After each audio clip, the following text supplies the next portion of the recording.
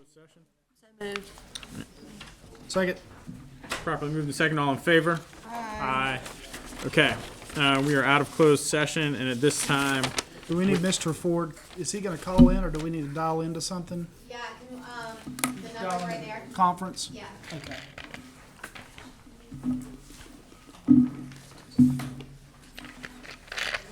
we'll hear a report on Three Rivers, the annual update on academic governance and financial report performance.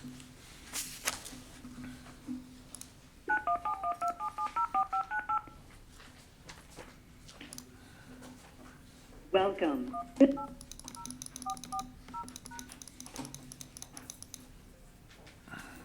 If you are the host, press star now. Otherwise, please wait and you will be joined into the conference.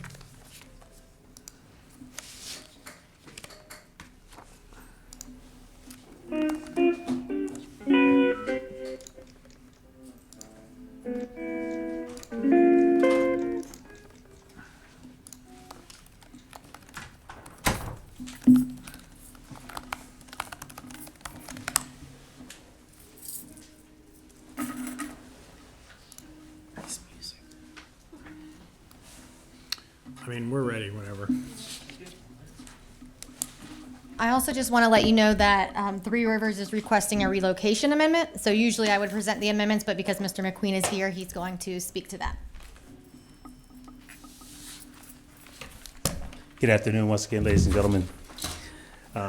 Here to present the annual report for Three Rivers. I sent over information on their financials, and you've received some information already about the where we are. Reference was made to where Three Rivers was in terms of their academic performance. And again, the school is an F school, something that we're desperately trying to change. We had some great challenges in the beginning of this whole process. But the beginning of this year, the board, and the end of last year, in June, at the June meeting, the board, along with myself and others, decided that we would make an entire change of all personnel staff, pretty much. So we replaced all teachers. We replaced the educational leader that's there with a very experienced principal, Dr. Holland. She was district principal. She worked in the district office. She's currently serving as, I think she was elected official to the Hereford County School Board. So and she's bringing a lot of experience that we need to kind of organize things around this. Today, I think, I didn't check this morning, but I think 3 new students enrolled, bringing our total number of 89 students that are enrolled and registered. I don't know what the ADM number is going to work out to be because we had those 2 hurricane days, and I don't know what adjustments were being made for there because we were closed during 2 of those days. So it could be affecting our overall ADM. Shortly after taking the school over, I lost my partners that were involved in this. Simon Johnson, he resigned, he retired. But prior to retiring, he sold his interest in Global Education Resources to myself. And that was probably before school actually opened. And then Mr. Slocum, shortly after that, his wife was taken very ill, some real health challenges, which kind of forced him to kind of go in a different direction as well. So he also sold his interests also to me. So I'm running the whole thing in terms of the Global Education Resources Management team. So that's kind of the challenges that we face. So we had to come up with those resources in order to make sure that the school got through the year. And I think we were more concerned with just surviving and kind of juggling all the challenges that we face with this assumption. One of the major challenges is with Dr. Bazemore, Cassie Bazemore. Early on, continue to, to really attack the school. Even though there's an injunction in place, all kinds of legal things were put in place in order to stop her.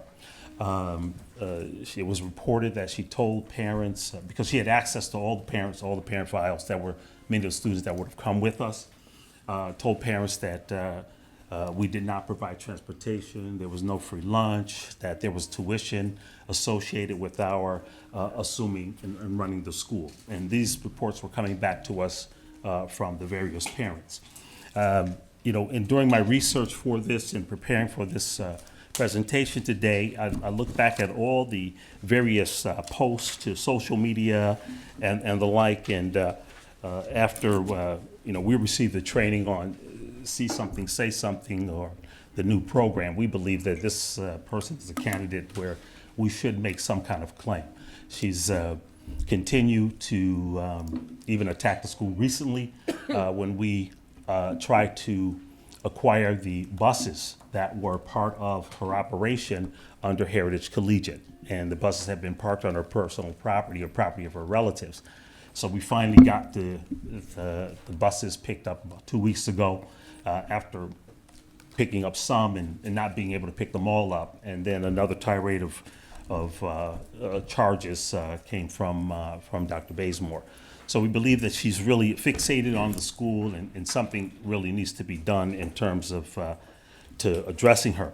We spent about $30,000 in legal fees in order to get in a position where we could kind of push her back a little bit and get the injunction put in place, and so that was beneficial. Dr. Bazemore was also involved in taking, I think, an order of about $25,000 with the summer reading program funds. I think those funds came into the account of the Heritage Collegiate and never came to Three Rivers Academy. And so when that happened, I think in late June or early July, since she had access to cash management and we did not have access to cash management, we didn't even know when the funds arrived there. And so she said that she took the funds, as far as we know. We really think some kind of legal action needs to be taking place with respect to that. We think that we're going to have a much better year this year. It's already starting off that way with all the new teachers and the new principal. We also are looking to move to a more densely populated area, back to where the school was originally established when it at one time had over 300 students. That process is already in place. We've been approved by the Planning Commission. We've been approved by the City Council there, or the Town Council in the town of Windsor. And they issued us a certificate of, certificate of occupancy. They called it something else, didn't they? They called it a Zoning permit, conditional use. conditional use permit. I think there's one more small step in order to get the educational zoning. But the conditional use permit says specifically for a charter school. So, the school, we're still wrangling with the finances of the school right now because we haven't done our audit. We are scheduled to complete that audit, of course, before the deadline. We're working with Daryl Keller, who's the auditor for Torchlight, and he is a consummate professional. We expect to have all those details about the finances of the school by the end of the month, October or early November. So that's where we are right now. Any questions? Who did you say the auditor was, Mr. McQueen? I'm sorry, ma'am? Auditor. The auditor, Daryl Keller, Kings Mountain, North Carolina. And you're under contract for services for Three Rivers with him. Yes, ma'am. Yes, ma'am. Can you give me a breakdown on your student body? You said your ADM's up to 89. Well, the number of ADM enrollment is 89. Student body has improved. We reached out really hard to the La Raza community, the Spanish-speaking community. We have about 8 Spanish-speaking students right now. The students that are enrolling today. They should be enrolling today because we went out to a Native American powwow and we talked about the school, had a table set up there over this weekend. We got 3 students that are going to be enrolling today. I need to call the secretary and see if that actually took place. We have 2 white students and the rest are black students. Do you grade by grade? do you know? By grade, K-8, and the majority of our students are 5, 6, 7, 8. So the majority of our students are, yes, ma'am. Do you know how many kindergartners first Kindergartners, I could get you those exact numbers. I think I have 10. 10? 10 kindergartners. First graders on that same order of 6 or so, 8. And then my second graders, I want to say about the same, about 9 second graders right now. Is it a combine class? Yes, the kindergarten class is a K-1-2. The second grade class right now is a 2-3. So we feel that, and then we have a 4th grade class. I think there's enough in 4th grade that they're just on their own. And it's the 5th and 6th and 7th and 8th. Those are also combined classes. And when do you want to do them? When would you want to move? Well, we talked about December as being the possible breaking point to move. Aren't you concerned about losing students? Well, one of the things that we're doing, Alex, is we're doing a lot of recruiting on the Windsor side of town. Back to where we think the school will be approved to be moved there, and so it may be a temporary loss in students. We're going to talk to parents, provide transportation. We're not going to leave any parents because we moved to another location, just as we did when we moved from Windsor to Powellsville. We picked up students, so we still pick up quite a number of students in Windsor. So we expect that it's going to be the same here. And a majority of our students don't necessarily come from that area, from the Powellsville, Hosky area. We probably have about 10%. The rest of them come from all of the parts of the county, and Hertford County as well. Have you talked to the parents about moving? Not yet until we get to I think a little bit further down the road with what the advisory board decision is. I didn't want to get ahead of board. Don, have you thought about with the top-loaded grades, 5th, 6th, 7th, 8th, and very, very thin lower grades, what's going to happen in the next several years if you remained open? You're going to see significantly declining enrollment from an already low number, correct? Well, probably in that first year, Joe. But Torchlight, we've had a 18-year record of having increased student enrollment for 18 straight years. I know GM can claim that they can have improvement in terms of student body or revenue or results like that. So 18 straight years we've had an increase. So we think that we know techniques and strategies in order to get additional students. I think when we were talking about the move back to Windsor, Mr. Walker looked up and found the population density there in Windsor is quite a bit more, and plus we're very close to Williamston, Plymouth, which we're taking a couple students out of Plymouth right now, so it's pretty close. I have a question. I don't think it was this board that recommended it when the state board did their stipulations for the assumption that one of those stipulations was that that the school meet growth in its first year, and you didn't meet growth. What do you kind of attribute that to, and what would be your plans to make sure that you meet growth? Because I think we were involved in SE May, Kaiser Fox, and that school did meet growth, if I'm remembering correctly, and then I believe that's Torchlight, of correct. course, has exceeded growth. Yes. So what would be the plan to meet growth this school year? Yes. Well, thank you for that. First thing, of course, is to improve the quality of our teaching staff. We believe we're taking steps to get that done, and we're still looking for some additional teachers. Talk about certified teachers that with strong classroom management and academic backgrounds. So that's number one. Number two is that we're going to apply some of the same techniques and strategies that we're using with Torchlight. We are doing weekly assessments. The principal is working with us to do exit tickets, to look at how the teacher's instruction was received by the student, and those subject matters need to be retaught.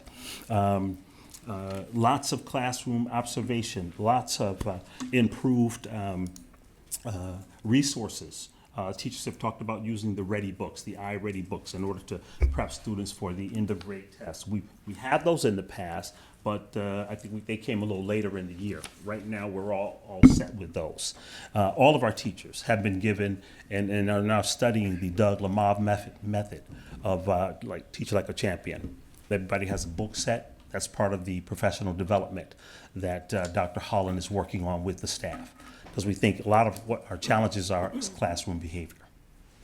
So, I mean, how many days did y'all miss for Hurricane Florence? Two, sir. No, not for, that's Dorian this year, Oh, right? yeah. For Florence last year. Yeah, last year was 2, sir, 2 days. Again, I'm pretty Yes, sure it was they just weren't 2. impacted much. Was it more? Okay, so Yeah, it was Florence hit south. further south than y'all then. Okay. Right. And you had to start fairly late. When Yes, did yes, we y'all did. start? We ended up starting in September. The actual first day of school was sometime the first couple of days in September, because we couldn't get the certificate of occupancy for the C.G. White middle school that we had taken over. We had leased that space, and we had to put quite a sum of money into that. We put over $100,000 in the renovations of that space. I'm not, of course, not making excuses, because I really think you should have met growth. And the grades just aren't very good. But then, looking back, the kind of being the first assumed school, coming in at the, coming in and having to start late, you kind of, y'all got the assumption when Ready to Open was over. Yes. Because I think, when did the state board vote? The state board voted in July? It's like June 20th or June 28th, 20th, something like that. Yeah. I mean, it So was almost just July, yes, sir. kind of flying by the seat of your pants and trying to do it. So, I mean, I think that should at least be taken into account. And Mr. Walker, I'm like you, I'm not looking back at, anything that, when we got it, we got to take it as it, got to take the play as it comes.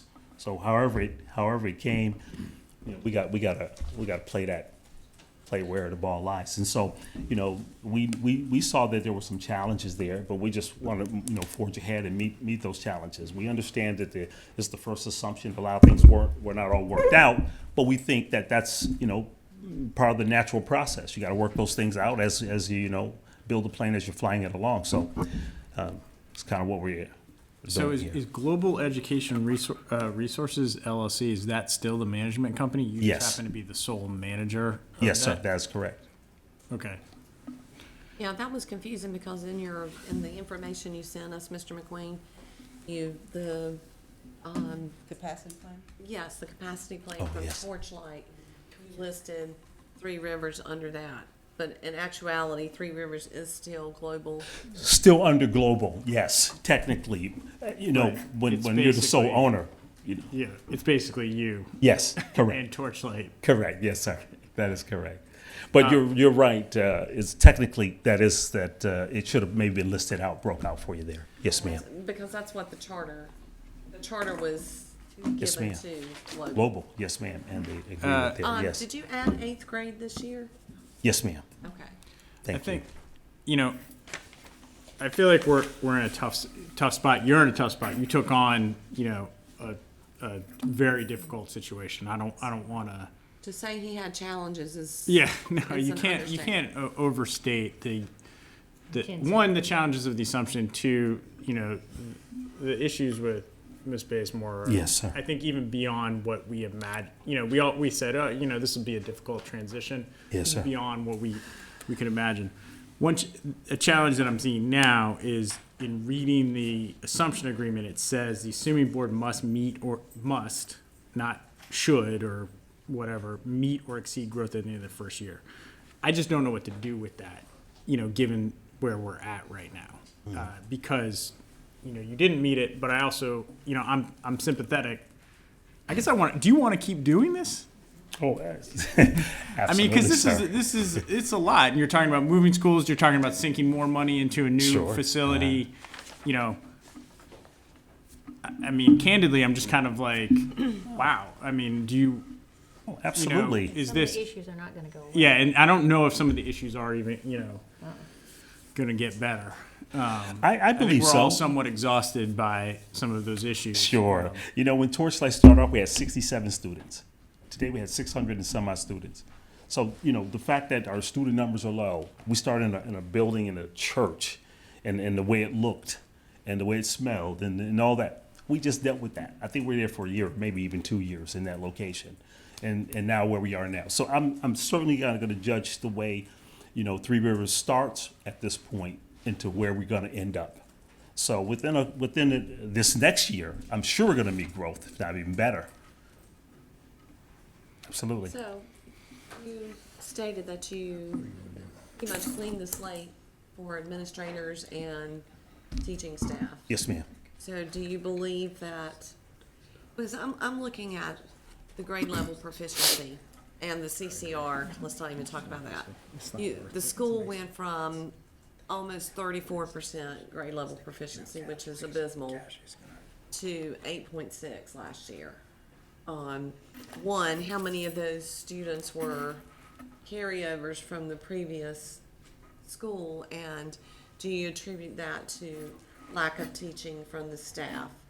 And are all your positions staffed out today Good question. in school? Well, first of all, I attribute any failure to myself. That's number one. So if there's where we are, whatever decisions we did or did not make, it has to fall right here. So that's number one. Number two, looking at what we could have done better is we were kind of pressured in order to get teachers as quickly as we could because of the late start. So we took a lot of the old HCLA teachers on. And so because they were around, they were ready, they were looking for jobs. And so, yes, and we needed teachers at that time. So that was certainly part of it. And we think by coming in and making that change, very strong teachers that we have right now, I think that's going to make a huge impact. I'm assuming you've done MAP for the first, your benchmarks? No, we didn't do a map, but we did a release test, EOG release test, in order to kind of establish where the students are. And then, of course, we're going to use the EOG scores from last year.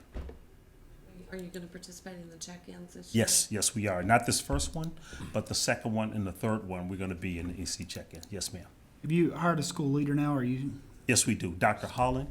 Okay, so On Holland. Okay, when you said that, I thought you said Dr. Holland was going on the board, but Dr. Holland's going to be the. No, she's the lead she's the leader, administrator. okay. Yes, sir. Sorry, I Very misheard impressive that. resume. Yes, sir. And when did she come on board?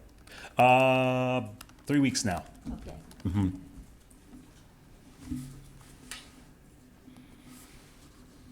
So Don, I've known you a long time, and I Yes, have a you lot of have. respect for what you've done at Torchlight. But, Yes, sir. can you stand up there confidently and tell us that these 80 kids from last year are better off having been at that school last year and continuing with that school, given that 6 out of those 80 were proficient last year? Are these kids better off where they are now?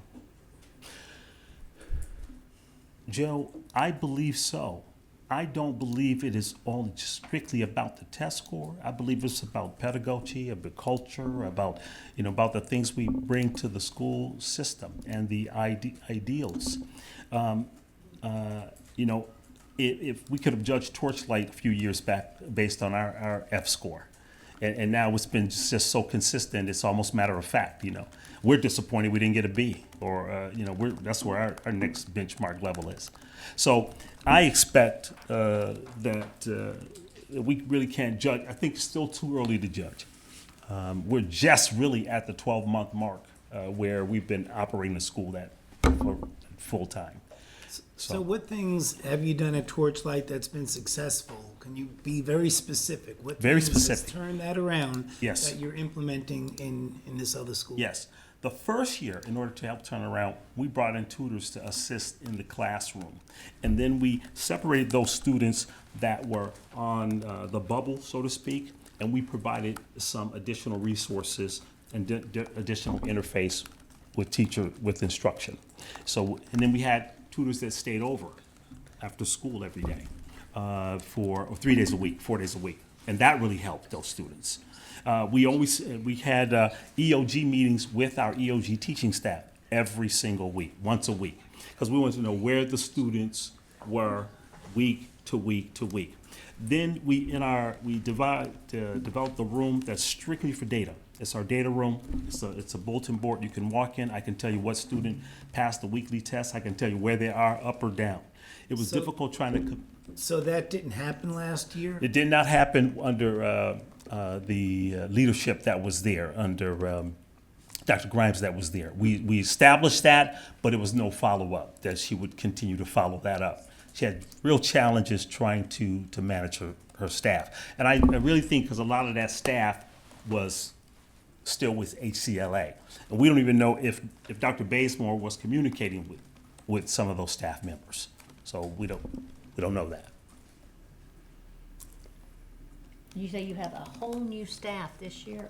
Every single person except the janitor, the secretary, and the food person. Wow. That's good. So are you looking for our approval to allow you to move at this point? Let's talk about this move. Sure, yes, I am, Alex. Okay. So I know Windsor was the original location. Yes, ma'am. So what's the distance in your current location back to Windsor? I think we're 30 miles. Oh, wow, that much? Are we that? 15, it's about 18 miles, I think. Yes. But that's the country. I mean, everything is out there. It's, True, I know, you it's know, all. it's all rural. Yeah, Do you have the same, who's the board chair? the board chair is James Montague. So, and let me talk met him about before? the board. No, he was not the board chair originally, and we had board changes as well. Thank you. Have we met, have we met that guy? Yes. Okay.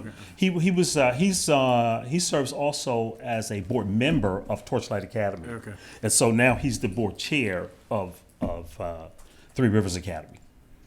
He's got experience. He's a contractor. Knows what he's going there. Yes. So we were talking about the move, or was? I just jumped in there with that. Yeah, Okay. let's keep going. Yes.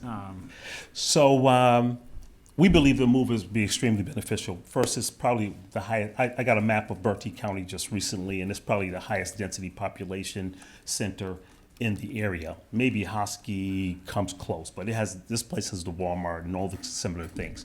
So that truly helps. We found that in this the site where it was originally sited, there was a church that was right behind this location. I visited the church and the pastor on Sunday.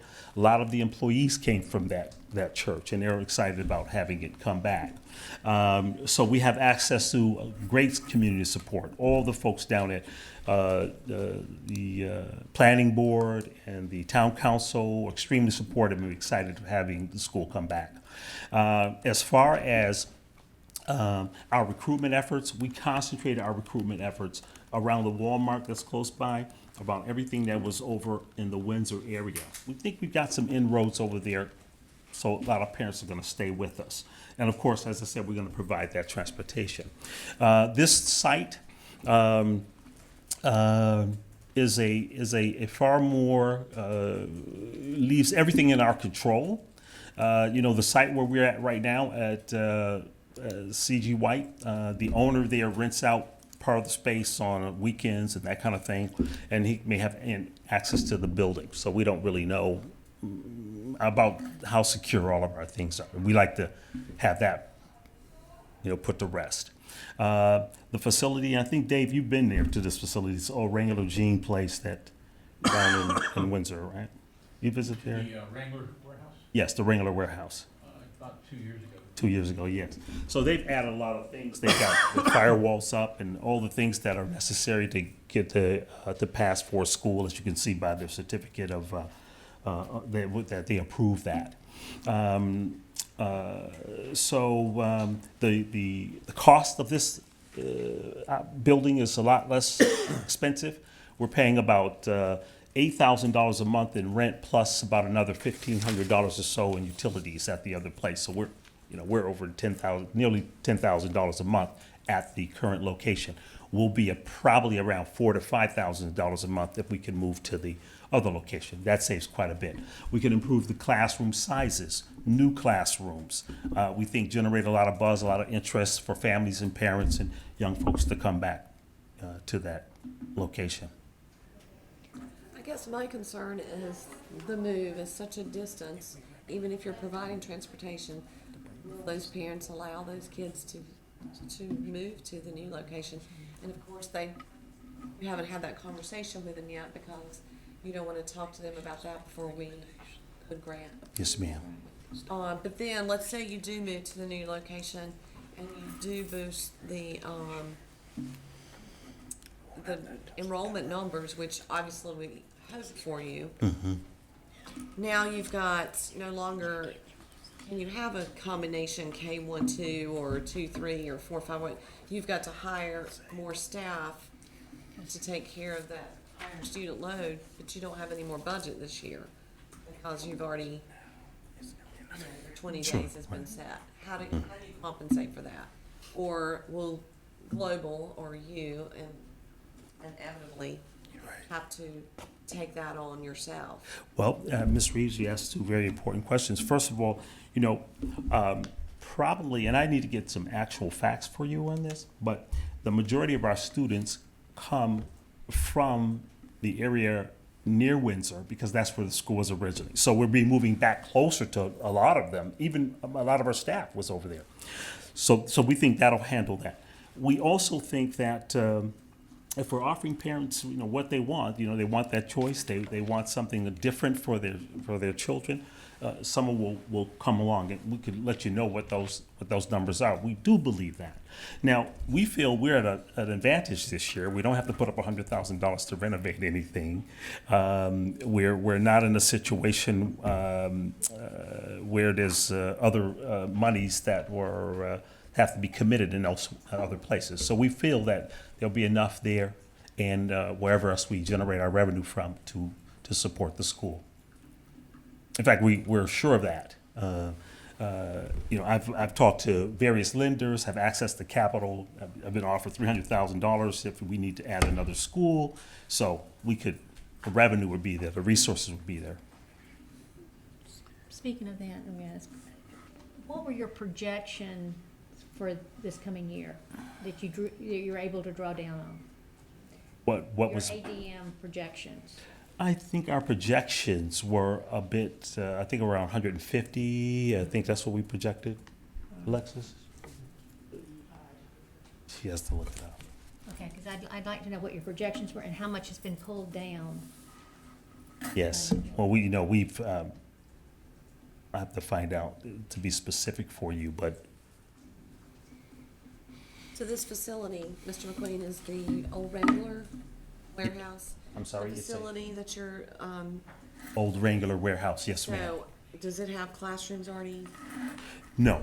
It has some rooms built in, but we've had an architect come out and lay out what it would take and cost-wise and how long it would take in order to get it So, done. How much will it cost and how long will it take? Well, the original estimate's somewhere around $25,000 to $28,000 because all we're doing is drywall and electrical, pretty much. The ceiling's done, the Has roof is done. restrooms already? All for the flooring we're going to leave it exactly the same because it's concrete flooring. We're finding that's the way folks are going now. If you go to super centers and all that, it's concrete floors, so it saves a lot of money. So that's where we're going there. All the other stuff is intact. So, yes, ma'am. I mean, I'm just going to ask the It- question. I mean, so I feel Always like, has that information I asked. yeah, Alexis, do you have that information?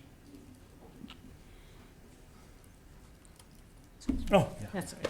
So the school projected at 88, and that's what their first installment was, which 88 students, that is. So put it at about 250,000. The school has drawn down about 200,000, and if their first installment was based on the 78 ADM, it would be about 200,000. So they've drawn down the funds they would be eligible for their first installment, which needs to be for like basically another month. Yeah. So that's much better than 150. Glad we asked, Alexis. Yeah. Glad you asked. Yeah, sure. What's the nonprofit that holds the charter right now? What's the nonprofit that hosts the Who is charter? what nonprofit? Is there a Three Rivers Academy. Oh, Three yeah. Rivers Three Rivers Academy. Academy is the nonprofit, yes, sir. And that's the board, and then your board chair, who's also on the Torchlight board, is this board. Yes, sir. I think so. I'm still. It sounds.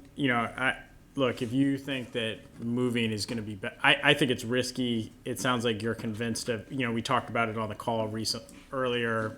You decided to wait a little bit. I think if you think that you're not, if you feel confident that you're not going to risk student attrition by moving, I mean, I'm not out there. It's hard for me to Sure. to judge. So if I have to trust you on that, one of the problems that I anticipate is if should this board approve that, we're going to have to take it to the state board, and it's going to come up. And the state board is going to pay attention to it simply because this is the only assumption, right? Yes, right. And then we're going to run into the question of why are we recommending for a move a school that is not meeting the stipulation about not meeting or meeting growth. Do you see what I'm saying? Sure. That conversation is going to happen. Sure. So I need to help you with that answer to that, Yeah. because when you think about the meeting of growth, I don't know how we really need to disaggregate that from just the move itself, because I don't. I think it's more about right now they're not thinking about Three Rivers. We go before them and say, hey, we've got a recommendation for this. They're going to naturally say, well, per the stipulation, should this school even be open right now? I think that I anticipate the state board raising that question. So Sure. I think, that being said, I also, we got the data late this year. So that decisions based on last year's data are complicated this year and next year because Of the all the data's testing coming. anomalies, yes. The data is coming late. How we had the data in June like we normally would. It's much easier to cut things off then. I recognize that you got a late start and things like that, but the stipulation is what the stipulation is in the kind of assumption agreement. So by making the request, I just am in trying to play out the questions that we would receive. Should we send this forward? Mr. Quigley, I think it's a little, what we're dealing with is a unique situation. It's an anomaly. I agree. It's and so I think we may have covered mostly all of the other criteria that we were expected to have with this an area where we're challenged. The unique set of circumstances also has to do with the fact that how the assumption came about, the lateness and all those kinds of things that we've kind of addressed here today. So it's not just one particular thing. It's multifaceted and multi-layered. And so I would hate for, to lose the school and to lose the choice for the families that are there currently because of that very important component, but it still is one aspect of the overall thing. Is there anybody that has the minutes from our meeting when we approved the assumption? Did we recommend this stipulation at all? I can look it up. I don't think so. I don't think we did either. the board And did. if we Probably called did, that. and if we did, I just, my thought is on it, we don't require any other school, we have never required any other school to meet growth in their first year of operation or we were gonna shut them down. I don't know, I think that if that recommendation, or if that was gonna be the decision of the state board, if they had asked input of this board, we probably would have said, you may be asking for too much, somebody coming in the first go-round. Here's what I do, are you sure you wanna move? You wanna move to Windsor? Yes, sir. All right, You gotta be better. just making sure. I'm all in. Okay, so I'm gonna make a motion, Mr. Chair, and my motion is that we recommend to the state board that they approve the Three Rivers Academy request to move the school to Windsor and that they waive the stipulation that required the assuming board to meet growth within the first year. And I'll second that. All right, it's been properly moved and seconded. Question. Yep. Are we waiving the first year growth requirements? I guess I'll explain it the best way that I can, or at least what my thinking is on it, Mr. Ford. This is the first assumption that we've ever done, and this school came in very late to the game just because of the way this was a school that we had moved to close down. The state board had moved to close down. It went into litigation. During the litigation, we had a mediation hearing. We came to a settlement at the mediation, and that settlement was that we would open the school up for the assumption process. We had two applicants for the assumption process. One said, want to close the school down for a year. The other one, which is Three Rivers Academy, said, we'll take the school and we may have to move and it's going to be really tough, but we want to keep the school open so that these kids don't have to move twice in 2 years as far as move schools and move, I guess, from the charter school back into the LEA and then back to a charter school. And so that was the one that this board recommended and that also the state board took. And the state board then added a stipulation onto it that said that the school that was assuming had to meet growth within the first year. I think that was going to be very difficult for anybody to meet growth. The grades could have been better, and I think they could have met growth. But I think our only other real option here is either to close the school or to waive this. And I think 1 year in, it's kind of tough to say that we're going to just go ahead and close the school when the people that are running the school, at least operating the school, have had a good track record of being able to grow students that have a lot of difficulties as far as economically disadvantaged students. And so I think it's too quick to cut everything off. And this stipulation was something that didn't, generally stipulations like this will come from the Charter School Advisory Board and then the state board will look at it.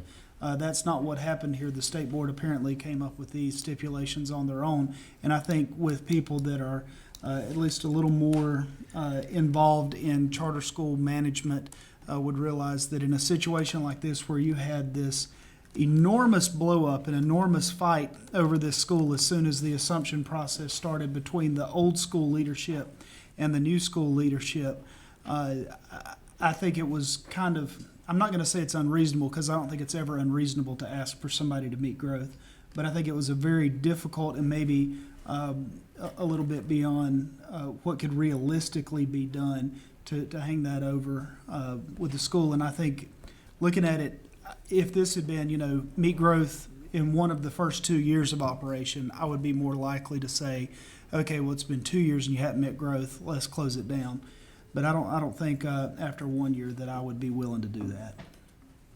Well, but your motion is for them not to meet it in one rather than for them to have a minimum of 2 years to. I mean, I would be fine to amend the motion if that's the desire of the board to say that they would need to meet growth this year. I mean, I think it. I agree with that. I mean, I think it would. I mean, I could say if you all don't meet growth again, I'll be the. I'm with you. I'll make the motion myself. No, I'll make the motion. Yeah. We can close it down. Absolutely not. No, yeah. I just I mean- don't believe you should carry on schools that that's Yeah. not meeting. And I know meeting you the cut. feel that way. Yeah. Absolutely. Let me just say something too. You have a temporary CO. What do you have right now? It's a what's the title? It's a conditional use permit, I believe. Conditional use permit. So it's allowing me. It says specifically. It could be a certificate of occupancy. I don't know. Different states make different places, but that's it. Conditional use permit, zoning, planning, and it specifically lays out for the charter school and convention center, which is what's there right now. A convention center that they use on Saturdays, the weekends. Yeah, I mean, I think given that you understand that, I can support, basically you've got the rest of this year to get it right. If moving is something that you feel like is part of that solution, we'll have the data in we won't have it because of the ELA renorming Right. until September, but And we don't retake the ELA, so we don't get the chance to, Right. make correct. We got But one the shot. reality is, it'll still count for growth, just like Absolutely. math did this year. And, we'll have that data, September, October, and then we can make a decision that, if it's not there, then we'll, like you said, you'll make I'll the make the motion, we'll motion, wind absolutely. it down and say, Yes, sir. this assumption just didn't work. So at that point, I think, based on what Mr. Ford said, I'll withdraw my motion and make a new motion.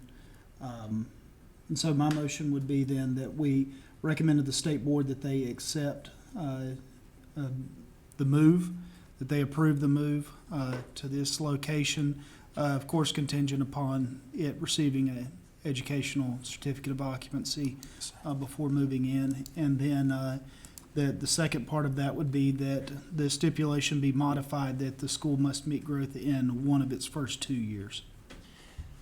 I'm going to stick my neck out here a little bit. I'd feel a little bit better about this if we didn't have an 8% proficiency. If we stayed around 30%, maybe I'd feel a little bit better.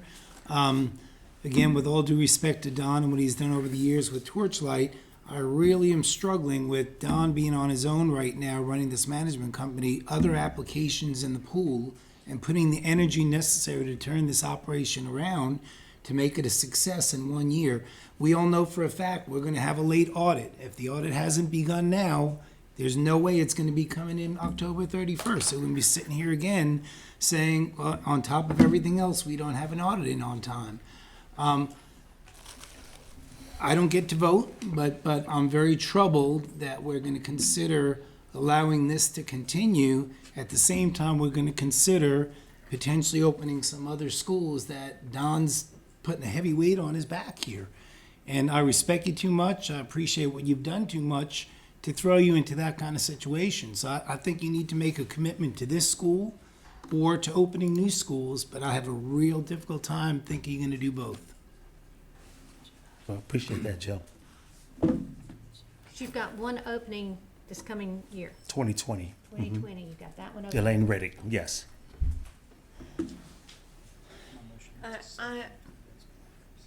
I just want to, I guess, mirror what Joe was saying. The fact that the grade level proficiency slipped so badly when going into this global education resources knew what they were inheriting. We as a board selected their plan over the other plan because we didn't want those kids to have to be thrown back into the regular LEA. But the regular LEA well outperformed this school. The grade level proficiency for Bertie County, and Bertie County has notoriously been one of our weakest counties in the state. Their grade level proficiency for 18-19 was almost 47%, and the school's was 9%. That's my So hesitation. can I address that, Ms. Reeves? Because I think that's a very important point, but the county schools have had, trial and error and many years to kind of develop the strategies in order to be able to do that. And a lot of resources, a lot of folks and lots of monies and all those kinds of things. So yes, and it's so new for all of us. I mean, it's a new concept, the assumption. And even if we had known at the very beginning and said, well, listen, you all got to make growth, or we're going to take the school at the end of the year, we may have had a different opinion about even taking the school if we thought that we can come from where they were to make growth within the time frame within the year. We felt we could do that. We felt that we had some of the tools to be able to do that. But I think it's so early to judge right now. And as I shared with you, a lot of it had to do with the decisions and kind of we were forced into with hiring the same teachers over again and many things of that nature. Yes, I understand that piece. Yes, ma'am. But as part of your charter, it did say that you would meet growth. To be fair, that's what the state board said to Global Education Resources when they granted you that charter. You will meet growth. Yes, ma'am. I mean, I don't want any school to close, and I know this area desperately needs choice. It needs to be a good choice. It needs to be a great choice. Yes. And this didn't show me a great choice. So that's where I'm held up, I guess you could say. Yes, ma'am. I understand. Yeah. I'm comfortable with letting this school stay open because it's open. But when I look at this school, and he's now a one-man band. When we look at this school, he's got a new school open, and then he's always still got Torchlight and 6 on the table. I'm way more comfortable with letting this one stay open than I am with opening new ones. Well, I I feel would like agree this with one, that. this one's open. Let's make this happen. And give it a chance to rather than, because these are kids already in school. So give them the opportunity to make this one work. And I want to echo that, and Don, I really appreciate at the beginning of this, you said the buck stops here. Yes, sir. It's on me.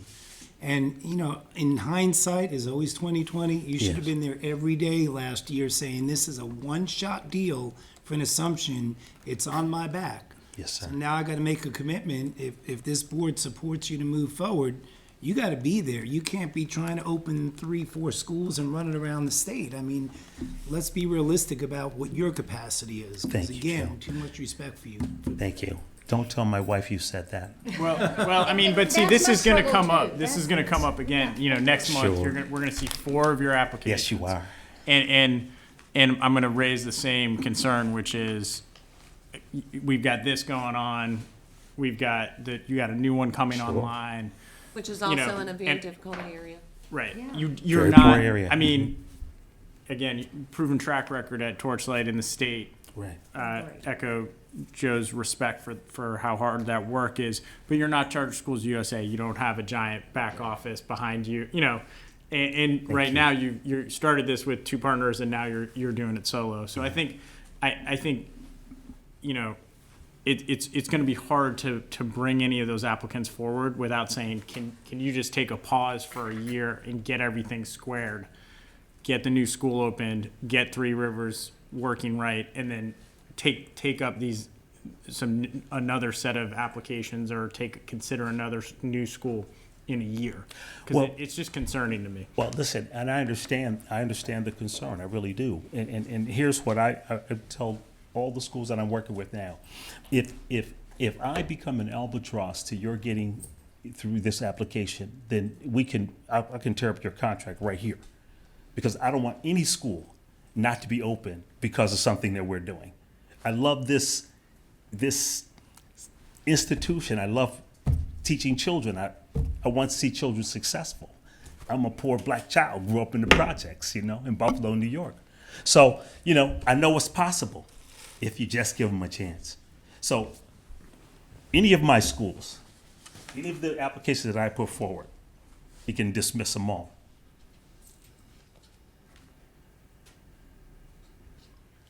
I'm going to support the motion because the school is open, and I'm willing to, you know, make the case to the state board that, honestly, if we were going to do another assumption, that the stipulation should have been on a 2-year ramp, wherein we said something like, you know, you've got to meet or exceed growth to, you know, 1 out of 2 years minimum, and then beyond that. But Or even if we'd made a decision on assumption the state board had in February, right, and then you're given time to Right. get new teachers in and get everything where it actually you're starting fresh. But and you know, I imagine that, honestly, if you don't meet growth again, we might not even have to make a recommendation. I'm sure you'll be turning the charter in, you know, and saying, you know, Yes. this is it.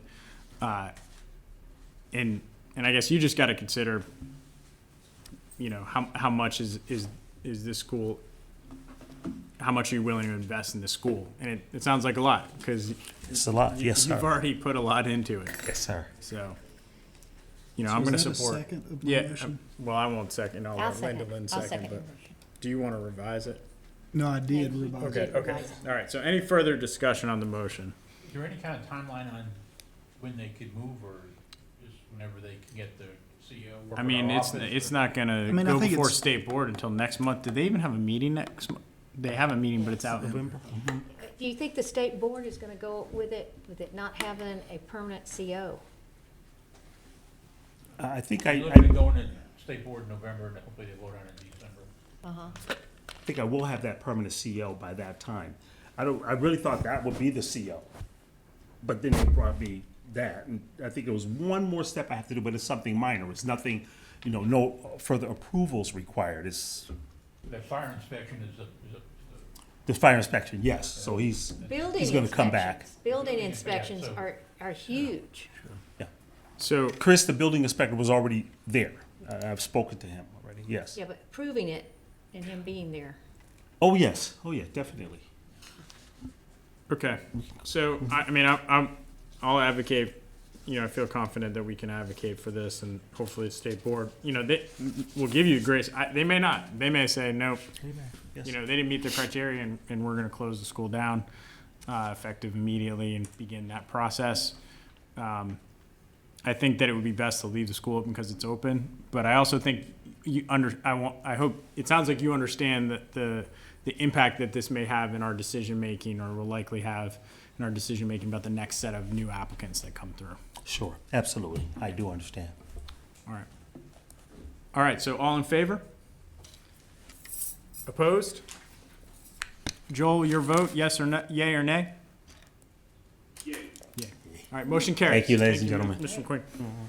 Mr. McQueen, Yes. work hard. All right. Oh, my God, yes. Getting them miles, riding up to I got a lot Windsor. of miles. Thank you.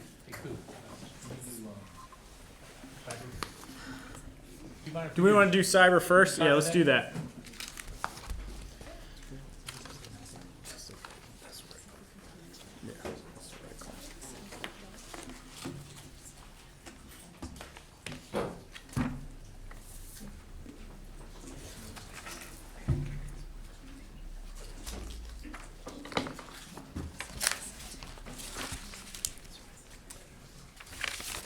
I guess, are we ready?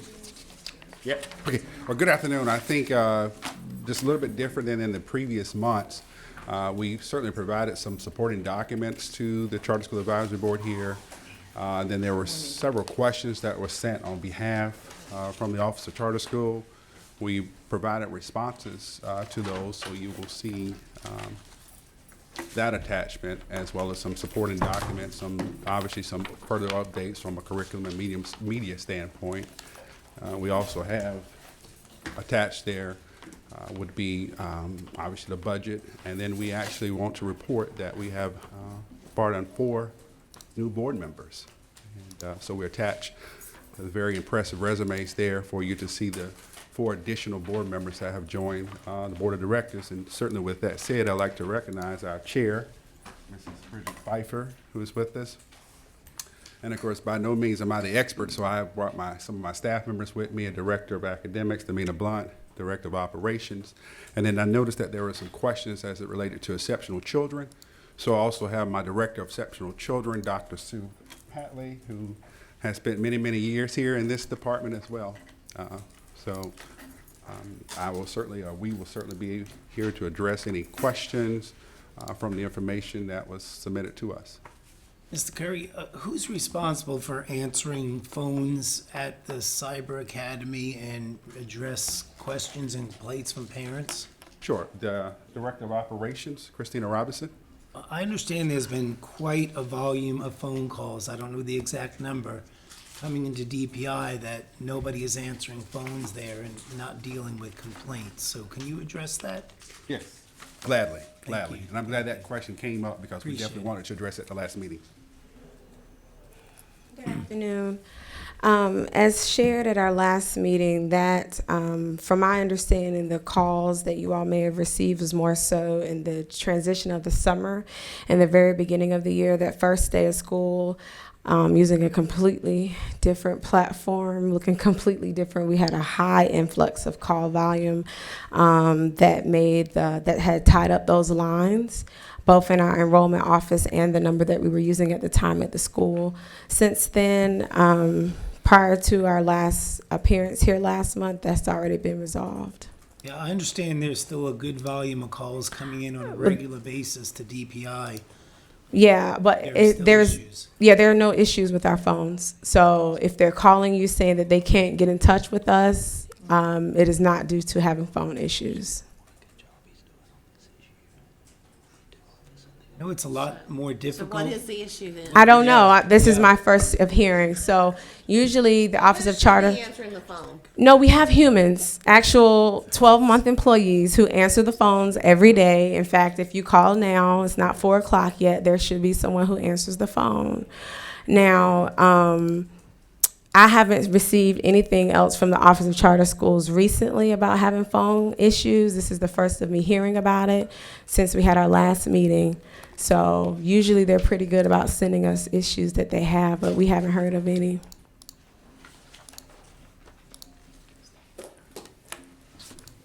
I have a question about the revised budget that you guys submitted. Have you revised it based on the actual enrollment that you know you have now, or is this the original one that you submitted? This is the provision that was submitted earlier, and the board, a revised budget is being crafted and drafted now to be presented to the board based on the PMR1 report. Yeah. Thank you for the question. Just on the EC questions, thank you for those responses. I guess I guess one question I had was just like if the EC director could talk through kind of some examples of challenging IEP situation and how you're handling that, Of because I course. feel like the devil's in the details with this stuff, and Yes. how's that playing out in reality? Well, Because you're- when that was raised, I was like, I started realizing, how do you do this? Yes. Well, what we've done so far is we have a tremendous amount of IEPs and 504s that we're redoing. We're trying to review each one of them individually. And what we're finding is sometimes the accommodations are for brick and mortar school that don't really align to what we're doing virtually. I can't give preferred seating, for example, in a virtual setting. So we're trying to review all of those and make sure they align with definitely what the children need. We brought on a data verification specialist to help us assure that we have things in order with that. We also have brought on a special education coordinator / specialist, and she is helping me go through that as well. So as we continue to look at those, we're trying to bring in a new model to group the children in different ways. I haven't been there last year, so I don't know their instructional model from last year. But this year we felt like we really need to look at what the kids need, look at their grade levels so the students will have the best opportunities. We're also putting them in groups. We have assigned case managers to grade levels. So the case manager / EC teacher is working with their grade level teams. They're meeting bi-weekly, and then they meet with us on Friday so that we can monitor and adjust as we need. We're going to give co-teaching. We've already done that. We're co-teaching this year. We're doing individual instruction as needed, and we're doing small groups based on those IEPs and 504 modifications. What percentage would you say is, We're at about 12% now. We were at 2. It changes daily right now, but we're at 306 on Friday, and this morning we're at 296. I've enrolled kids in Power Schooler students that have fed into ECATS. So I have about, I think it's 8 this morning that I haven't received all of the IEP information. So we're doing that as we go. So you're just basically rewriting the IEP on the cycle of, the annual reviews when it happens? No, what we're doing right now is we're looking at those students we're looking at the IEPs, and of course we're rewriting based on what the data says. If they have a transition meeting due or they have an IEP meeting, we're working on those. But we're trying to make enough time with the 3 of us to work with those teachers so that we can not only do the annual review as we're supposed to do, but also if we see something, for example, a student they may assume they have dragon. I'll use dragon speech.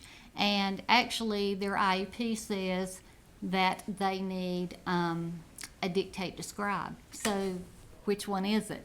What is the best scenario for the child? So we're trying to reach out and adjust and monitor as we go with the parents to make sure that we're giving the services they need. Do you, okay, sorry, go ahead, Ms. Turner.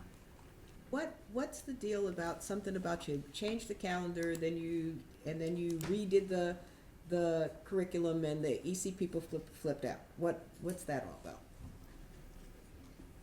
I have no idea. I have not heard that at all. I'm so sorry. I Oh, no, apologize. they sent an email and they included all the news media and every elected official in it. I mean, Wow. it was, there was probably 100 people included on that Well, email. They said that, it said something to the effect of like, teacher work days weren't originally included in the calendar or something. And then, so you modified to accommodate teacher work days, which then pushed the work, caused them to have too much work to do, and they were flipping out. Well, that's certainly, as you can see, the expression, something we have never heard. sorry. But I do want to address the question about the email about adjusting some things. I think we provided a written clarification on that piece, and I'll have the Director of Academics, which was coming to address that part. But as far as the notion of what you mentioned, Mrs. Turner, that is certainly brand new and news to us. That has never come to my office and certainly into my staff judgment by their reaction. But we do want to address the question about something about an email in that question, sir. Hi, everyone. So I'm not sure if it addresses that answer. I thought you were saying calendar as far as the student calendars, not the teacher workday calendars.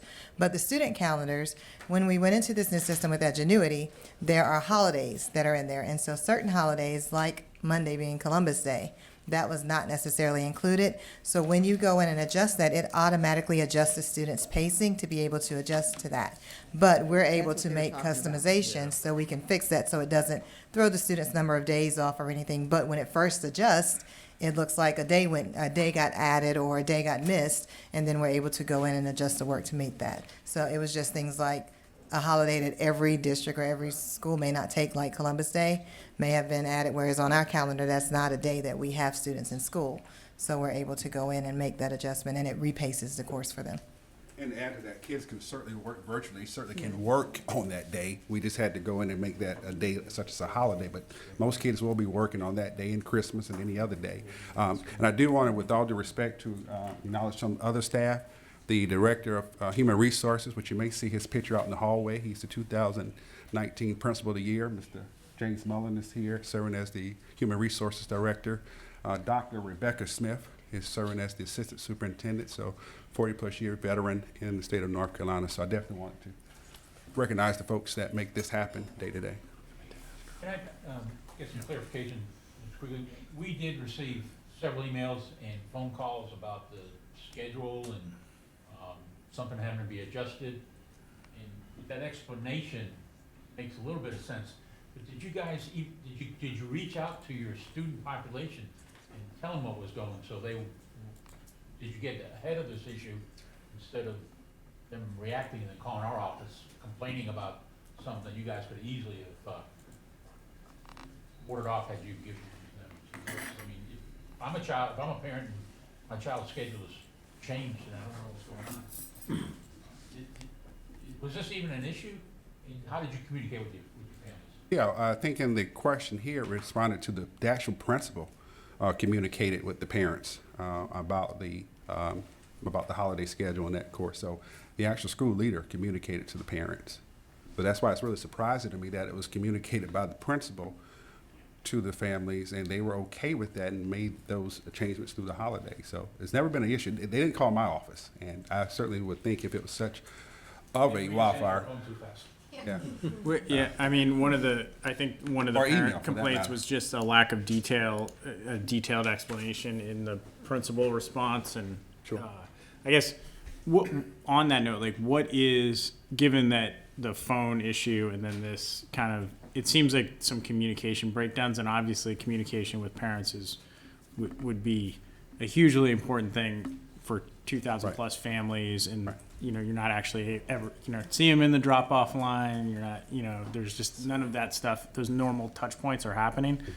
What are the systems that I know? Do you have a kind of we use Remind. Another school that I work with uses this thing called Parent Square. Like, what systems are you using to kind of manage communication rather than just emailing people? Well, absolutely. I would say there are multiple communications platform that we use. The system in itself, the LMS, is our primary mode of communication, and that is through, you would consider that like an email system. But parents not only get that communication through the LMS, it also can go through their personal email system. But I will say, I'll go back, that this transition is new for a lot of families, and it's also new for the staff. And so a lot of the returning families, which we had a high number of returning families, in the old system, it was a little bit different in the communication. So there's that adjustment piece where they're trying to, they're used to that old system, but in this new system in the LMS, it's just a slightly different in that communication. So I think what I'm hearing, I certainly hate to assume this, but I'm thinking there's that getting used to the new way of communicating. But in the LMS, there's communication. There's also Hangout communication. There's certainly the traditional email system. If you go to the website, every administrator's email address is listed for families. Their Google Voice numbers, the cell phones are listed, including mine, in addition to the school office numbers. So, and of course, we use Remind and those things when we do state testing. And then there's Book Me, where parents can book teachers to have conferences with. We have something to Adobe Connect, where parents are having synchronous communication. So there's multiple layers of communication. So I think, you know, and obviously you have a lot of parents, so the fact that, you know, if a small number are like going to, you know, reaching out to the Office of Charter Schools for whatever reason, you know, maybe it's not that big of a deal. I think that the issue probably for you as a school leader, just in hearing all of this, is there may be a breakdown that, or something happening that you all need to get out in front of before it becomes a bigger problem. And so, like, in one of the, I'm not saying that the stuff that this email alleges is true, right. But, you know, this person is saying there's what did they say? Like, there's a Facebook, there's other Facebook sites that people are creating to kind of vent their frustrations about the school that the school doesn't know about. I'm not saying all that's true, but someone is getting frustrated, and they're trying to get other people frustrated, and they're trying to communicate that. So and we're hearing, right, Dave, right? That's like what we're, so I don't really have a question as much as like, sure. I think you guys might want to find a way to get out in front of this before, because my experience is always like, look, you're better off just going and dealing with it before it grows into something. If somebody's got an axe to grind, and then they're going to find a way to kind of get that desire satisfied. And it seems like they're already bypassing all the conventional channels for some reason. So what is that? I don't know. And Mr. Chair, I think that's important, including this public meeting now, as parents are listening to this. It's also important that when the state receives those reports, that it comes to me as a school leader, that I can deal with it before a public meeting, so I can address those things. So as a school leader, when I'm finding out about some of these things in a public meeting, it's not adding to that layer of trying to be transparent with the parents. But I think, yeah, absolutely. And I'm not sure. Normally, I know when I've had parents call about something, and the Office of Charter Schools will always set forward we received this call. Here's the parent's name. We you know, I had a parent call the Office of Communications at DPI because she wasn't following the grievance process. But you know, they'll just look something up and make a phone call, right? So I'm not sure where that breakdown occurred, but I would just say, probably some you might want to dig into. Absolutely. And certainly that communication in a virtual setting for any school, for that matter, is going to be critical, because we don't see those babies every day face to face. So we rely upon these tools of technology for communication. So we want to make sure, as I said, in these meetings, to clearly communicate to the families to please reach out to the school, whether it's through email, through the LMS, or through the telephone system. Yeah, I mean, you just listed kind of 10 different ways that people can communicate. In addition to face-to-face, we have face-to-face sessions as well. Mr. Ford, go ahead. Yeah, thank you. I heard the word frustration mentioned several times. I'm at that point, and I haven't been here that long, because we seem to be talking about the same things each month. The question that I have for your toll-free number, at what time during the day, or at what time do you get a live voice?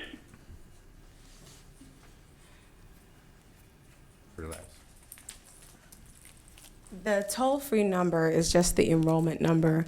The number on our website to our actual school, the office hours are from 8 to 4, 7:30 to 3:30. So when you first call, you actually hear my voice telling you what numbers to dial in to reach different staff members. So we have regular office hours, 7:30 to 3:30, 8 to 4. Our phones are operable 7:30 to 4. So, suggestion for you, because you are a cyber academy, and correct me if I'm wrong, as a student accessing this curriculum virtually, I can do this 24/7, correct or incorrect? This is true.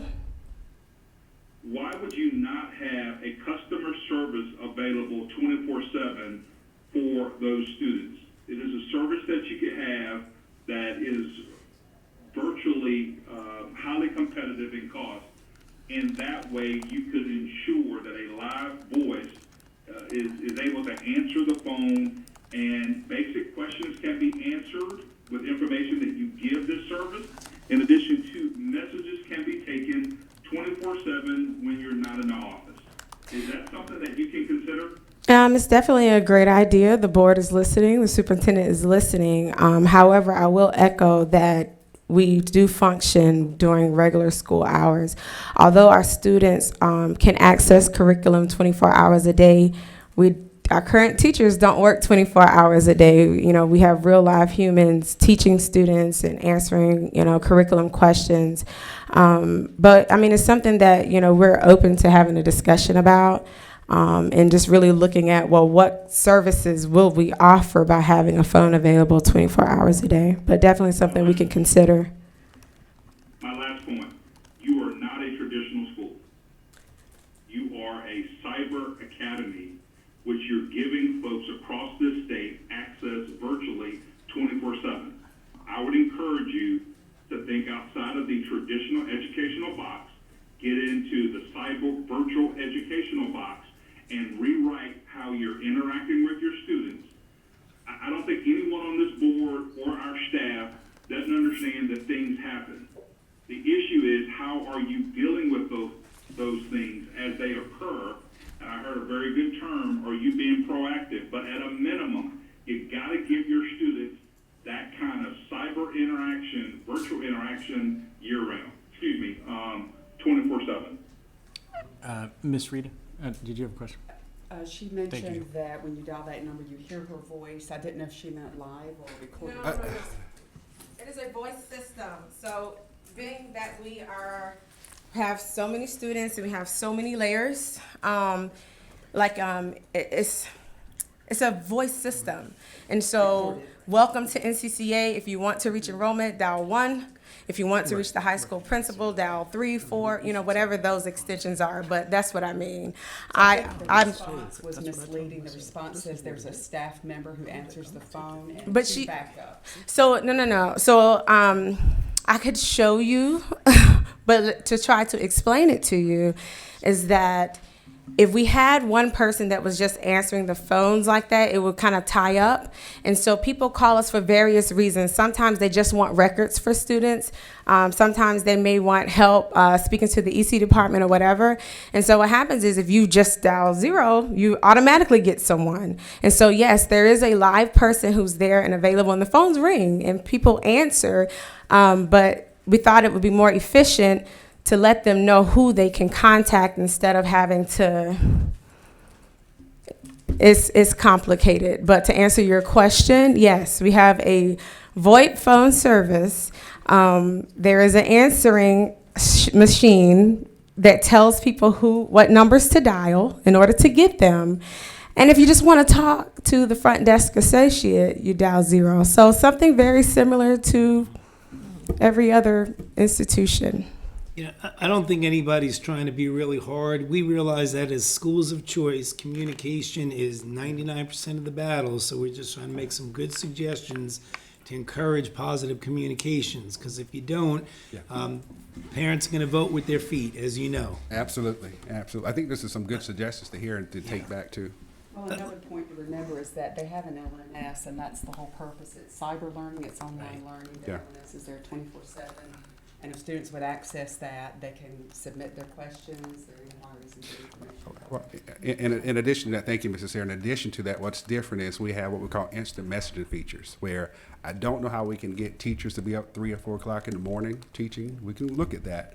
But a kid can send an instant message, and when that teacher wakes up at 5 o'clock, then they can make their response or even call that kid. So there's that access there. I don't want to belabor the point, and then I'm not jumping on you guys. The calls we're getting are not for teachers. The calls are for the people that are sitting right here. Like I said last meeting, you got 2,500 students. That's a lot of phone calls, and with the advice that you heard today and Mr. Ford's, you might want to think, how can can they get a person quicker? So I don't mind answering a lot of calls for cyber, but because this has come up several times, I think you'd be well served to find a way to get answers to your parents. The calls we're fielding are not for teachers, it's for administration. I know we're running over time, but I have one more burning question. A lot of focus is on student growth these days, and we all know what the growth numbers are telling us about the Cyber Academy, and that I really am concerned that that's going to be an issue down the road. So be specific about the professional development you have listed. What things have you done to really address the lack of growth in your students? Well, I would say I certainly agree with you 100%. That growth is critical to us, and as you can recall, that is why we took a very brave stance a couple of months ago to change that pathway and to release our EMO who've been with for so long and who's controlled that curriculum. We did not see where we were not happy with the type of growth and academic performance that we were seeing. So we took that brave stance to become the only independent virtual school in the state to make a change to that. There's a plethora of things that we are working on, and I'll give you just a few, and of course you're going to see more as we continue to have these monthly updates. But the very first thing that we have in place, that we're completing a strategic plan. We're looking at the data. Obviously, you guys have the data there. In addition, we're looking at some practices and taking in on some practices, but we're developing a comprehensive strategic plan. We're developing an instructional framework. You just heard from some folks here standing in front of you. These are the first year that we have these positions here at the school. We have instructional coaches that we brought on. We are doing some cognitive, formative assessments through Case 21, beginning at 3rd grade, to give us some synapses on the pathway that we're going towards. Our leadership team is in Get Better Faster, so we started that program. And in addition to that, we have done a total revamp of the curriculum, obviously through the LMS or EMO, I'm sorry. So that in itself, as you can see what we discussed here, that comes with change.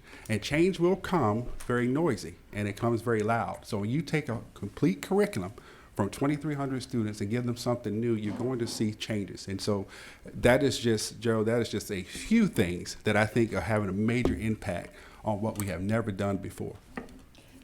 You mentioned something about an assessment that you're doing right now. You're doing assessments. Yes, ma'am. There's something, obviously it's called Mastery Connect, and many schools, many charter schools, and many traditional schools are using those. So we have started that program. We trained our teachers on last Friday, our new teachers. We did it last year, but we added other grade levels to those common assessments.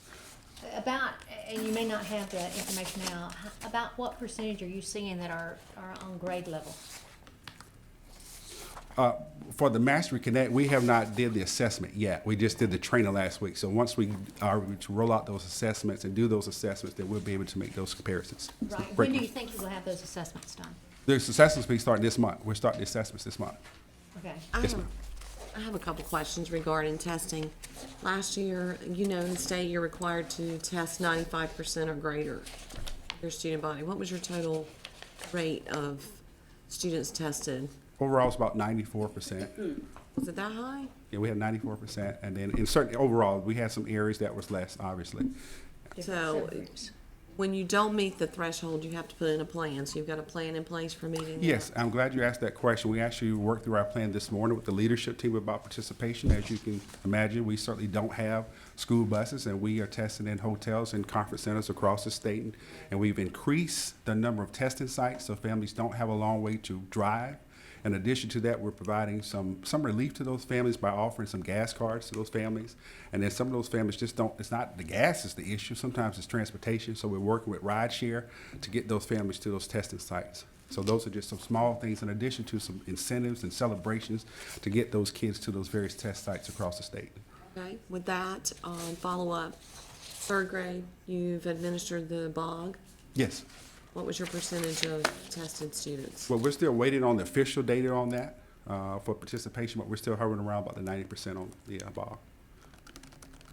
Unofficially, I would say that's unofficial. All right, we gotta wrap it up. Thank you, Mr. Curry. Thank you so Dr. much. Curry. Thank you. All right, we're ready. Shonda. How about we go right to page, let's see. Of what page was? Of the renewal presentation. Got the handout? Yes. I'm looking at the PowerPoint. Let's Okay. skip right to the list. Alrighty. Well, actually, let's go over the guidelines really quickly so people know what we're talking about. For our new board members.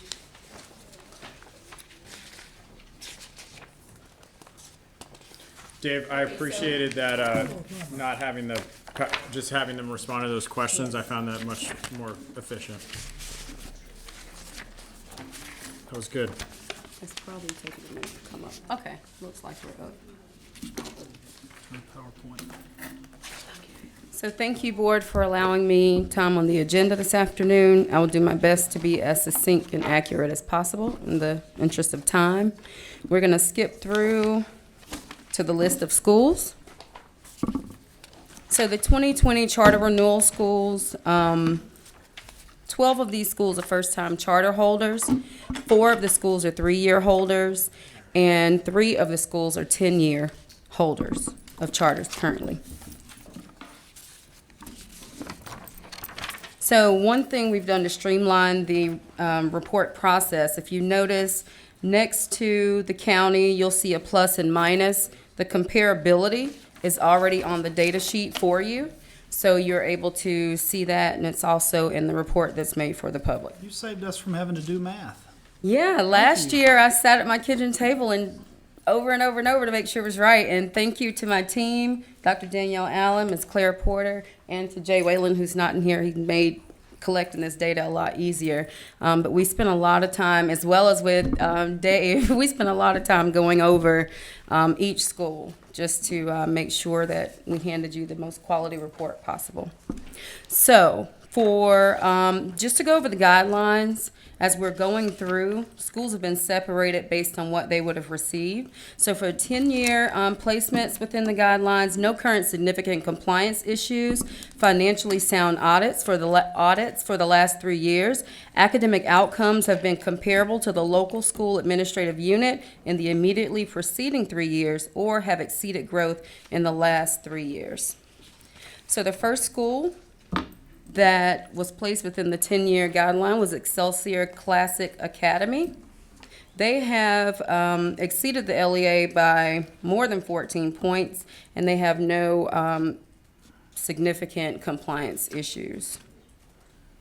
So for the past year, it was 14.8%. The year before that, they exceeded by 12.1%, and the year before that was 5.6%. The next school that received, am I going too fast? Their ED. No, look at their ED numbers. I can pace it as much as. Conversation up there. I'm sorry. Well, No, I mean, just want to make sure that, I want to give you a very detailed report, but I also know in the interest of time, we're trying to. We're not Well, gonna it make is. recommendations. I mean, yeah, we're not making recommendations today. Until right? December. Just of who we're gonna bring in, right? Right. I mean, Excelsior, you know, the interesting thing is they've been high, but then they're, on their ED population, it's so far below. I mean, but we're talking about a pretty statistically insignificant, you're talking about 8% is what that is showing, you know, in getting in there. But I mean, statutorily, it looks like they're entitled to a 10-year. Right. They're. And I will they're tell comparable. you, we ran into the statutorily comment or conversation with a great deal of these schools, and as we get into the 5-year schools, you will kind of note that. But yes, they are a C school. They met growth for 2 out of the 3 years, but they did not meet growth last year. But as far as their comparability to the LEA, they are outperforming the LEA. Is this one of those schools where you're looking at economic disadvantage? It says the non-ED is 92%. Well, this school actually, out of all the conversations that we have had, this school did not, they were not one that sticks out as far as complaining about the number per se for last year's data that was generated. But I will say across the board for this report, if we could just have one standing comment that we all agree that the economically disadvantaged number is not necessarily a true representation of any of these schools. And I do think it's going to be extremely important that we get this number right so that we have a true depiction of what our schools are doing, because they are serving much higher rates of economically disadvantaged students, and it's not being represented on this page. Okay. So, thank you. That slide that was, a couple of slides up, was showing how long the school had been in existence. That wasn't what the recommendation was. Right. Right.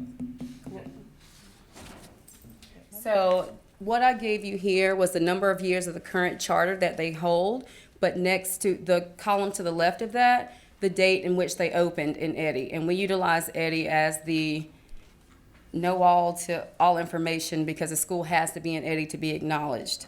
So that will be their start date. Okay, so yeah, so that's just showing what their current charter is. That's correct. The far column to the right, number of years, that's the current charter that they're on. Looks like we opened 12 schools in 15. Yes. So that And was- this is a young group of schools. That was the first year that we did the 5 years. Right, and previously everyone have had 10 years when they opened. So this is your first cohort of young schools to renew. All right. The next school that we will discuss is Henderson Collegiate, located in Vance County. I think we're all good on this. We're all good on Can we that. just jump to the ones that we wanted to say? All right. Yeah, I would say we don't need to bring any of the ones that automatically qualify for a 10-year. No. So Okay. I move that we don't bring any of them in that that are Correct. automatically qualified for a 10-year. Well, the only thing, look at Northeast, they've never met growth. What are we gonna do about that? That is a discussion that we've had. They qualify for a 10-year under the statute. We have no discretion in that. Because they're so much higher than their LEA. I mean, they're 20 points up. Yeah, yeah. I mean, literally 30 and then 20, 20. That is correct. And we've had discussions with the board and with school leadership about what I call getting some color on the page. And we were hoping for that. That's always the end point of the renewal interview. But unfortunately, they did not meet growth, but they are still outperforming the LEA. So statutorily, they are up for a 10-year.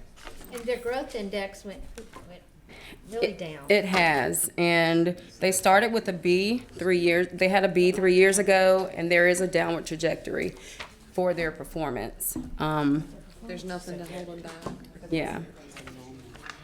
We did skip over Lake Lure Classical Academy, but they're a B school. They've exceeded the LEA by 6.5 points this past year, 2.2 points the year before, and 3.8 points the year before that. And they have no significant compliance issues.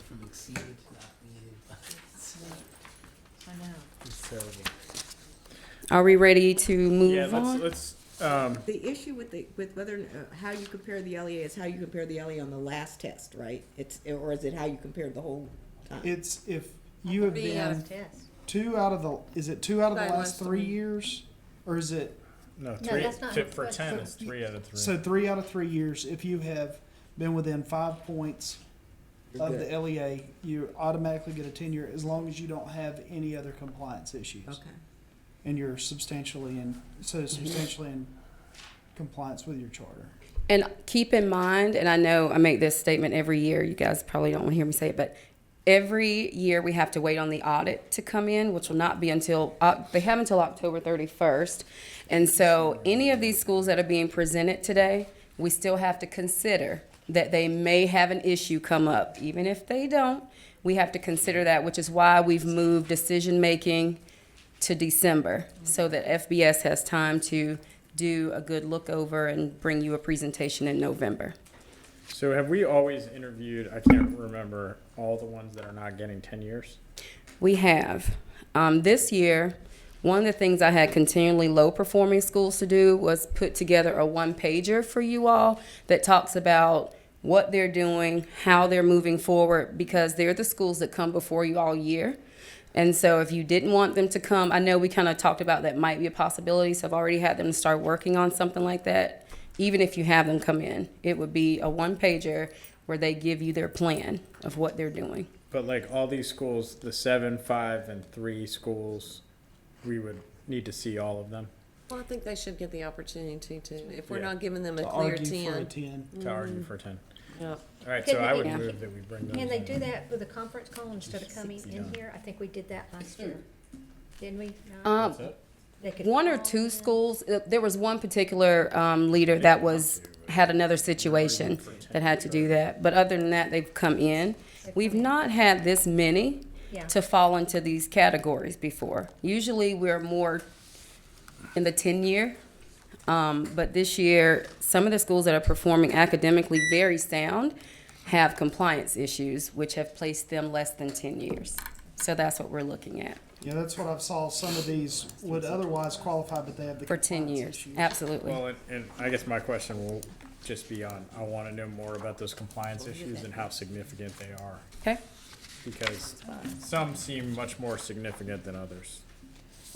And I think Sherry's right that we need to give them a chance to fight for a 10 if they're not going to automatically get it. So I hate to cut you off because you're doing a fabulous job. And I don't use the word fabulous very often. Thank you. But Vice I would Chair. move that we bring in every school that does not automatically get a 10-year for an interview. And I honestly, can we do 20-minute interviews? Yeah. Do we need to do Yeah. 30-minute? Particularly for these where we're talking 7. It's just the numbers Yeah. thing, yeah. I think the biggest issue is just the some compliance. when we get down to the people we're looking at 3 or no.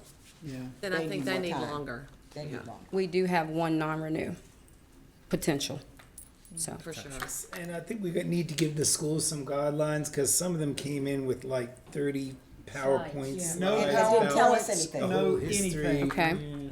No PowerPoints, no, Just none their of one that. pager. Just, gonna be Just the Yeah, one one pager. page summary of steps they're taking to Okay. continue on Yeah. positive I think 30 trend. minutes on the 3 and below, and then maybe just 15 on the others. Is there a way we could, I guess my only question would be if the school's not getting a 10 because of non-compliance, I just feel like we want to zero in on what that is. Do Maybe- we have maybe schools could- that aren't could getting they- 10 because of noncompliance? Do We we have any we schools that do. aren't getting 10 because of Because noncompliance? We do. we end up in We have this 6. dialogue, right? So we'll say, okay, what was the non? Then they'll say this, and then we'll say, okay, could you come up, and then the person from DPI will come up and say something different, and then they'll be like, and then they'll say, well, that's not really what happened. You know, I feel like that's what ends up happening. I don't know how we can try to. So What if we gave you a report on what the non-compliance? Yeah, I mean, I think so. For example, Piedmont Classical, it says FBF staff is present to discuss each school's enrollment trends I look at down board's below. request. I don't know if that means that Where they're are having we? issues. Yeah, look down below. So what you've been provided, what we have are called compliance meetings. We have 3 compliance meetings for the renewal groups before they ever come before you as a board. And so what happens is everyone around the table is representative of another department. So we have FBS, child nutrition, any of the reports that feed into the overall health of the school is represented around the table. And at that time, OCS collects that information, and that's where this information that you've been presented with comes from. It comes straight from the source. We also have schools upload into Epicenter any of their explanations of noncompliance, which I've pulled down, but we don't assume that that's the totality. So after each meeting, then the school is contacted to say, hey, this came up in the compliance meeting. Can you explain this? Do you have an explanation for this? Are you correcting it? So for some schools, it really came down to them not taking corrective measures. There was a year of correction for certain items, and they just were not corrected. One school in particular refused to work with that particular agency. So all of that stuff comes out. it comes out in the wash every time. So that's what's presented to So you. we have a document that will articulate that. Well, it's kind of below here. I mean, I think if we can, yeah. It's kind of in the additional notes. So one pager, they submit a one pager. Okay. Now, will they see, the additional notes that you've put in here? So they may not see that. Well, the school is informed, like the school that didn't meet the accountability testing requirement. Right. They've been informed. This was as part of your compliance. So they know about it. Okay, so that But goes back to that. right. But each school will be contacted by phone. I'll call them. Also have to put together a memorandum to send them, to officially invite them to the meeting, and to let them know what their window of time is, and to be here an hour before that window of time. So when So- are we proposing doing these, Shonda? It would have to be in November and December, because we take state board recommendations in January, Okay. Plus, we need their audits if they're and coming. we need their Yeah, audits as until well. December anyway. Yeah, and I hate to ask FBS for this, but I know they've done it in the past. The schools that were on financial noncompliance, they've given us a little memo showing That's that nice letter. why they were on, and that's been so helpful. Yeah. And I know with there being so many schools, there may be more that are on financial noncompliance, but hopefully not. Because that really is kind of helpful. Yeah. So, I mean, they're great. We met to go over the schools, and some of our schools are having issues, as it's been noted. So, thank you, FBS, again, for that support. So I will prepare to contact these schools that are 7 and below. So the one school that we did not discuss, in fairness to that school, is Winterville Charter Academy. They are also within the 10-year guidelines. The school has been comparable for the entire existence, which this will be their total 5th year coming up, and they exceeded growth last year. Well, So, do you have any questions before I end? I'm assuming you do not want me to go through the 7, 5, okay, So we're gonna see all those schools, okay, 20-minute presentation. 20 minutes. No, 15 yeah, Twenty. for the 5 and 15 7. except for the 3 years. Okay, 15 7 and except 5, for so the- get 30 15. for the and then 3-year 3 and- below get at least 30. How many is Okay. that and how much time? are we talking? 19 schools, but you will only have to see 15. 15. Yeah, how many are 3 below? We'll have to see 7. 15? I thought 7? there were more 10 7? years than that. 1, 2, Three Yeah. categories. There's only 4, Joe. 4, 5. Let's see. We're gonna ask them for a one-page, We can also send, include a 6. letter of noncompliance that they've received from either us or FPS. Okay, so these are the ones that. You know, they have an opportunity by December to be in compliance by the time they Yeah. come in. Some of them do, and they So might it's get only 10 years, 6. so they need to get on it. 6 of them. But also says they've 5, been 3, and 1 non-compliant non-renew. any of the last couple of years. There are some schools that are not, that are compliant right now, but they I had. think in our renewal guidelines, we've said at the time of renewal. Isn't that what we said? No. What's For our, the last, in the last 2 or 3. It's right there, Stephen. Oh, no. 2 or 3 years. Yeah. It's in this is thing. it, does it say substantial noncompliance? significant. It does say substantial. I mean, I think there's a big difference between refusing BTSP monitoring and just not having all the boxes checked, because I mean, that thing's a nightmare, so. Well, refusing there's a should big pretty much difference. mean that none of your teachers can be Right. converted. Right. Yeah. And for some schools, they had 1 or 2. That was a year where I believe the the actual rubric changed. And so we're aware that schools did have to make some adjustments. And the majority of schools did. And so they were not considered significant if there was just that one area and they made those corrections in corrective time. We don't consider that significant. But if they just decided not to do it all together, well, that's pretty significant, especially if they're not even responding, just being non-responsive. That can be tough when trying to work with various agencies in the building. Just do your stuff. Right. Dang. Are any I mean, you're coming in here and you're like, some of them are like 9 and 10% ahead of Yeah. the LEA, and then they got something that they just didn't do what they knew they had to do, and got warning about it, and they still did it. Anyway, Thank you. Okay. they better have their audits in too. On time. Hope so. I would tell those 3-year What was your schools question, Sharon? they better make sure their audits are in time. Yeah, this would be a bad time. Yes. Sean, of the 3 years, are any of them schools that double with the low-performing schools that we would have had to see anyway? Yes. Okay. 4 of them are continually low performing, and so those are the ones that have already created their one pager because you've seen them at least twice this year. So we are kind of trying to be proactive and getting them to think ahead of time about putting a quality summation in front of you. Okay, so we're gonna be seeing those first. Yeah. Right? Those 4 low performing. Yes. renewals. Okay. Can we do that, if the school's up for renewal and they're coming to see us because they're continuing low performing, can we do all that at one time? We can make that happen. I mean, it's pretty much what it is at that point. Right. A lot of these schools we didn't take any action on because we knew they were up for renewal. So. Right. Okay. I'll contact those schools and get the memos out. Thank you. Thank you. Is that it for today? Dave's got a question. That's it for today. Move we adjourn till tomorrow morning. Second. I have to do something about Mondays. You know, I'm not gonna be here tomorrow, but I'll call in as soon as I can. First thing in the morning next time. Be big interviews, huh? Text you when I call in. Okay. Make sure I have Ashley, did we skip you? Did we skip you? Okay, wait, before everybody bolts, I need to get a sense of the quorum for tomorrow. Who is physically gonna be here? 1, 2, 3, 4, 5. Rita doesn't get a vote yet. Oh yeah, she doesn't, alright, so that's only 5 of us. Go on the other phone. I don't know. Heather was gonna try to make it. So if Heather makes it or Joel's on the phone, we've got Or a quorum.